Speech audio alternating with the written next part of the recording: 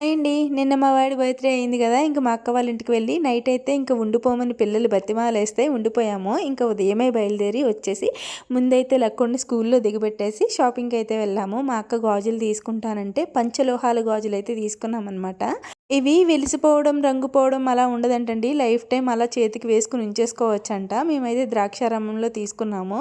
ఇంక వాడిన తర్వాత ఎలా మన్నుతాయో ఏంటో అనేది కూడా మీకు వీడియోలో చెప్తాను. మా అక్క వాడుతుంది కదా!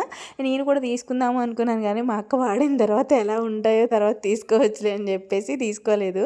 ఇంటికొచ్చేసిన తర్వాత మా అక్క అయితే బయలుదేరిపోతాను ఇంటికని చెప్పింది. ఇంకా వెళ్ళిపోతానంది కదా అని చెప్పి స్నాక్స్ లాగా జొన్న చిప్స్ ఉంటే అవి వేపేసాను. మా వాడు కూడా ఉన్నాడు కదా! ఇంక వాడు కూడా తినడానికి ఏమీ లేవు ఇంట్లో. అందుకని చెప్పి వేపేసాననమాట. ఇంక వేడి వేడిగా టీ పెట్టేసుకొని టీ అయితే తాగేసాము. మా అక్క అయితే పిల్లలొచ్చే టైం అయిపోయింది చెల్లి వెళ్ళిపోతానని చెప్పి ఇంటికైతే వెళ్ళిపోయిందనమాట. మీరైతే ప్లీజ్ వీడియోని లైక్ చేసి సబ్స్క్రైబ్ చేసుకుని వెళ్ళొచ్చుగా ప్లీజ్ బాయ్.